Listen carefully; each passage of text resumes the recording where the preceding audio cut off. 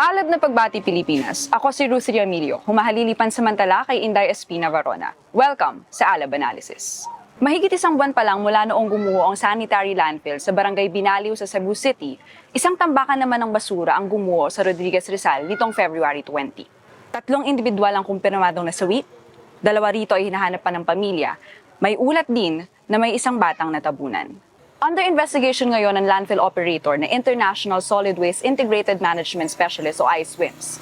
Pero paano nga ba matitigil ang ganitong sakuna? Pag-usapan natin yan ngayon sa episode ng Alab Analysis. Makakasama natin ngayon si Cammy Doringo ng Kalipunang Damayan ng May Hirap o Kadamay at Gabriela Women's Party Representative Congressman Sara Elago. Maalab na pagbati po kami nitong Sara. Isang linggo po matapos itong insidente, may nakita po ba kayong significant na hakbang mula sa pamahalaan at sa kumpanya ng ng landfill? Nung unang lumapag kami rito na Sabado, isang araw after nung pagguho, talagang ang binabanggit ng mga tao ay wala silang nakikitang pagkilos mula sa barangay, sa LGU. Ganda rin po na mula doon sa pag-iingay natin, nagkaroon ng pagkilos mula doon sa LGU. Nagsalita na, may mga statement na pumunta na sa landfill. Doon po sa tanong natin, kanina mababanggit natin, yun nga po yung ISWIM sa isang private operator nitong landfill.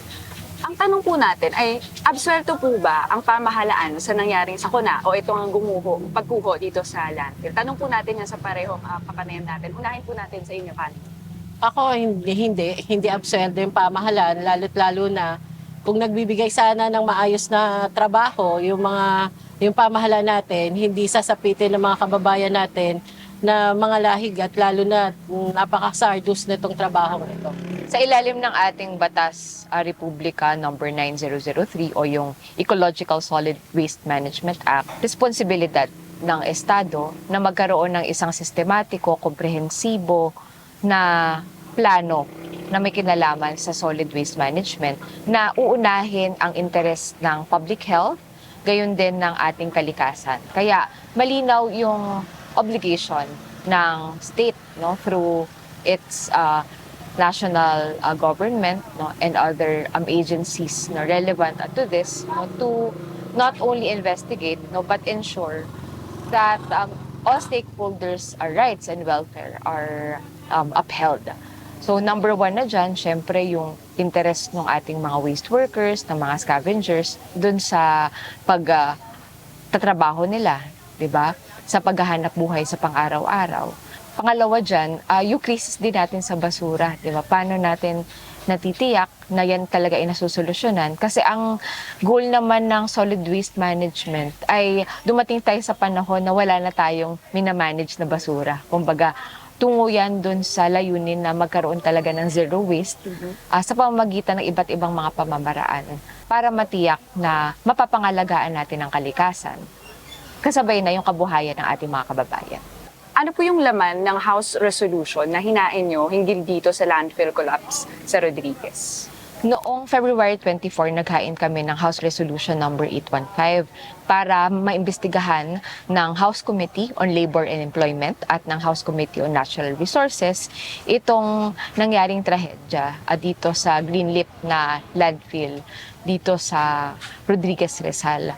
Number 1, walang maayos na datos pagdating sa bilang ng na injure, sa bilang ng nawawala, sa bilang nung namatay. Ngayon, meron ng lumabas na official data, pero gusto pa natin malaman yung extent ng effect din sa mga waste workers, sa mga scavengers, para makapanawagan din tayo ng agaran na tulong. Hindi lang sa pang-medikal, pero tulong din sa pangkabuhayan dahil maraming nakaasa dito sa landfill para sa kanilang pang-araw-araw na gastusin. Isa pang layunin ng hinain nating resolusyon, yung tingnan din yung responsibility ng private company ng ISWIMS at ng kanyang local na operator na Greenleaf pagdating sa occupational health and safety, yung proteksyon dun mismo sa mga manggagawa na nakaasa dito sa landfill operations, dapat natitiyak yan. At bagamat meron ng mga nakaraan na investigation, ang DOLE pagdating dito, ang tanong natin, meron ba talagang nananagot? Meron ba talagang nagbago para tiyakin na tunay na protektado at ligtas ang mga manggagawa sa landfill operations? Kamakailan lang, ipinatigil ng Department of Environment and Natural Resources, Environmental Management Bureau, yung operasyon sa isang bahagi ng landfill dito sa Rodriguez. Sapat po ba ito at ano po ba dapat ang susunod na hakbang para masigurong may mananagot? Ang landfill ngayon ay hindi talaga nakasara para dun sa pagtatapon ng basura. No? Ang hindi lang pinapayagan ngayon ay yung pagpasok ng mga ngalakal. Okay po. Oo, na mga scavengers. Hindi nakakapaghanap buhay yung mga nagtatrabaho doon at kumakalam yung sikmura nila. Kaya yun din yung isang panawagan natin mabilisan na pagbibigay ng mga ayuda, tulong pinansyal kung saan man at sino yung kailangan tumulong dito sa mga taong to. Kasi marangal yung hanap buhay nila at pag sinara itong tuluyan yung landfill o hindi makapagtrabaho pa yung mga mangangalahig, saan na lang sila kukuha ng pagkain nila? Gagawa ba sila ng masama para lang may pakain sa pamilya? Ayaw nila yon. Kaya nga kahit napakahirap ng trabaho dyan sa landfill, ginagawa nila kasi gusto nila marangal yung panggagalingan ng ipapakain nila sa kanilang pamilya. Tama naman na may investigasyon ang DENR, pati nga ang DOLE dapat nandito rin dahil more than an issue of the environment, issue din po ito ng trabaho, ng kabuhayan, ng kaligtasan sa paggawa. Nangangamba din tayo na gamitin ito para daglian pong maipasara itong operations para ma-railroad yung pagsasabatas ng waste to energy bill at amyendahan po yung Clean Air Act para nga magbigay daan dito sa WTE bilang solusyon sa krisis sa basura dito sa ating bansa. Hindi kami naniniwala na ito ay solusyon dahil ito ay isang hakbang na magdudulot pa ng mas maraming problema.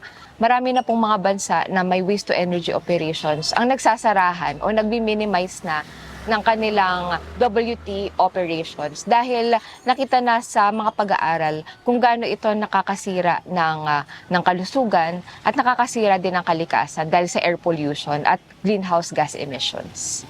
Sa Cagayan, ang pinakakailangan pong gawin, number one, matulungan yung mga manggagawang affected. Aabot daw po sa libo-libo ang bilang niyan na walang mapagkukunan sa araw-araw. Pangalawa, magtuloy-tuloy yung search and rescue operations. Pangatlo, pag nakabalik na sa trabaho itong mga manggagawa, dapat matiyak na tunay sila na ligtas at protektado sa kanilang lugar ng paggawa. Pang-apat po, dapat hindi gamitin ang issue na ito, pati na rin yung nangyari sa Cebu, tragedy sa Cebu, sa Binaliw landfill, para madaliin itong pagpapasa ng WTE. Dahil sa karanasan po natin, hindi pa nga nagiging batas yan, meron na agad displacement ng mga communities, marami na pong napapalaya sa kanilang mga komunidad, at apektado po dito yung kanilang kabuhayan at yung panirahan nila, 'di ba, sa kanila pong mga lugar, pag-aaral ng mga bata. Kaya ito po ay isang issue na sistematiko din. Yung responsibilidad mismo ng pamahalaan sa mamamayan na lumikha ng trabaho dito sa Pilipinas at magkaroon ng nakabubuhay na sahod. Gusto ko lang din pong balikan yung sa sinabi ni Kamimi na sa ngayon po, sa kasalukuyan nito walang hanap buhay ngayon, yung mga mangangalakal.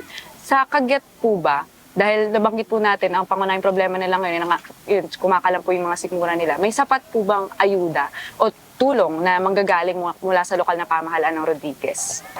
Yung ayuda, nung 24, nang pagpunta ko rito, may inabutan kami na pamimigay ng ayuda. Pero ang reklamo pa rin ng mga tao, hindi lahat ng apektado, hindi lahat ng hindi pangalahig ay nabigyan ng ayuda kasi maraming hinahanap na mga katibayan. Yung mga ID na hinihingi, yung uniforme.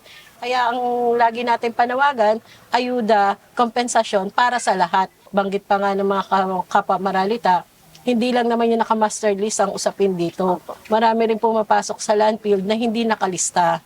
At yun din yung dapat natulungan ng pamahalaan natin. Nalagay sa panganib yung mga ngalakal sa Rodriguez habang naghahanap buhay sila sa landfill. Ayun naman po yung fact na meron tayo ngayon. Sapat po ba yung mga batas para masigurong may proteksyon ng waste workers habang naghahanap buhay? Nananawagan ng investigasyon ng Makabayan dahil naniniwala kami na ito ay issue ng bayan, isyong pambansa ito, na dapat kumilos talaga yung national government para tiyakin na yung mga naipapasang batas may epektibong implementasyon at may sapat na pondo. May pondo, pero hindi naman ginagamit sa kung ano talaga yung kailangan ng tao at para sa pagpapatupad ng mga batas na makabuluhan. Bagkus, pilit pang iniikutan yung mga batas natin para pagkakitaan pa ng mga malalaking kumpanya yung basura. 'Di ba? Imbis na ang tunguhin natin, maayos na solid waste management at pagtitiyak na ang mga manggagawa natin ay ligtas sa trabaho. Matagal na yung pagpapalakas ng occupational health and safety pero yung kakulangan ng labor inspectors, yung napakaliit na pondo mismo ng DOLE, at yung kawalan ng mas proactive na measures para tutukan talaga yung kaligtasan ng mga manggagawa. Dagdag lang din ako na hindi na pag-uusapan madalas yung mga informal workers. opo. At sa mga nadadaluhan namin forum kung saan pinagsasalita kami, yung isang panawagan talaga natin na maging ligtas talaga. Hindi lang yung mga lahig, yung mga garbage collector mismo sa mga communities natin, nakikita namin yung kalagayan nila. No, wala man lang silang bota, wala man lang silang guantes. Alam naman natin na maraming mga tinatapon na may mga pako, mga basag na bubog, di ba? Ano man lang yung magawa ng pamahalaan na mag-provide sa kanila ng mga gamit na ito. Kaya nga kailangan talagang maparating ito sa mas marami, no? Hindi para isara yung landfill kasi kabuhayan na nakataya dyan. Pero kung yung kailangan maging maayos talaga yung kalagayan ng lahat ng tao na involved dito sa kabuhayan ay pangangalahig o sa basura mismo. Bilang panghuling tanong lang natin, no, bilang pagmana po sa ating panayam, masasabi po natin na hindi ito yung unang beses na merong gumuhong sanitary landfill sa buong kabuuan ng bansa. Ano po sa tingin ninyo yung dahilan kung bakit nauulit yung mga ganitong sakuna? At sa kagyat, paano po ba ito maiiwasan? Sige ko. Nagiging paulit-ulit yung problema kasi wala namang nagbabago dun sa sistema ng pamamahala na hindi talaga seryoso na tinutugunan yung problema sa basura, yung krisis sa solid waste management dito sa ating bansa. Ibis na gampanan ng pamahalaan yung kanyang responsibilidad, inaasa sa private na operators na ang interest naman ay kita no imbis na solusyonan talaga yung problema. No kaya sistematikong problema ito na mangangailangan ng mas malawakan na mga solusyon. Number one, sa daglian yung usapin ng basura, no, kailangan yan matugunan sa pamamagitan ng seryosong effort sa solid waste at iba pang mga nature-based solutions no, na hindi aasa sa WTE no, kasi tinututulan din natin yan. Yan po ay part ng Legislative Executive Development Advisory Council priorities o yung LEDAC priorities ng Malacanang. No, kaya dapat yan po ay mariin din nating tutulan. Pangalawa, yung mga matagal na nating pinapanawagan na living wage, na pagbubuwag ng mga provincial at regional rates sa pagmamagitan ng pag-establish ng national minimum wage, ang laki ng magagawa niyan para mag-provide ng decent jobs at livelihood na rin sa ating mga kababayan. Pangatlo, mga kailangan ng sistema na magbibigay priority sa pagpapayaman ng lokal na agrikultura at industriya dito sa ating bansa. Tulad na lang dito, marami daw po ay mga dating mga magsasaka, umasa sa agrikultura, pero dahil kulang na kulang po yung support sa local agriculture and production at nananatiling sobrang hirap no, at nagugutom mismo ang mga magsasaka, marami talaga naghahanap ng iba na mapagkakitaan. Yung support din sa micro, small, medium enterprises natin, di ba? So, kumbaga, mangangailangan din ito ng pagpupursige, no, para pangangailangan at interes naman ng taong bayan ang mauna at hindi ang interes ng mga korap na politiko. Kami, dagdag. Opo. Totoo naman po na marami ng mga landfill yung nagkaroon ng trahedya, no? Lalong-lalo na yung Payatas kung saan naging malaking issue din yan na tinanganan ng kadamay. Hindi lang tayo nakapunta sa Cebu kasi hindi natin kaya ipamasahin ng biglaan. Itong sa Montalban landfill tragedy, maraming beses na nangyayari yung mga pagguho ng mga basura at hindi lang din talaga napapaingay, no? Kasi hindi natin nalaman yung mga naunang trahedya. Pero ito, sisiguraduhin natin na mananagot yung mga dapat managot, no? Yung may mga kakulangan doon sa pangangasiwa. May pananagutan ng ating pamahalaan mula sa pagsisiguro na maging ligtas yung ating kapwa mga mamamayang Pilipino. At dapat magbigay talaga din yung pamahalaan natin ng disenteng kabuhayan na may nakabubuhay na sahod. Dahil kung may pagpipilian yung ating mga kababayan, hindi nila gagawing mamuhay na nasa bingit na ng alanganin yung buhay nila. Sabi nga nila, yung kalahati ng paa namin dyan ay hindi namin alam kung mabubuhay pa ba kami, babalik kami sa pamilya namin. Kaya panawagan po ito sa pamahalaan. Responsibilidad niyo po kami mamamayang Pilipino. Huwag niyo pong takasan yung pananagutan niyo sa amin, sa mga kapwa maralita. Ayun naman po yung kabuuan ng ating panayam. Maraming salamat po sa pagpapaunlak ng panayam namin. Maraming Thank salamat you po. sa Alab Analysis. Salamat. Sumatotal, habang pinapanagot ang private operator ng gumuhong landfill sa Rodriguez, may pananagutan din ang parehong lokal at nasyonal na pamahalaan sa nangyaring sakuna. Hindi rin dapat gawing dahilan ng magkasunod na landfill collapse sa Cebu at Rizal para itayo ang waste-to-energy incinerators na mapanganib sa kalikasan at kalusugan. Muli, ako si Ruth Jamilio, humahalili pansamantala kay Inday Espina Varona. Maraming salamat sa panonood sa Alab Analysis.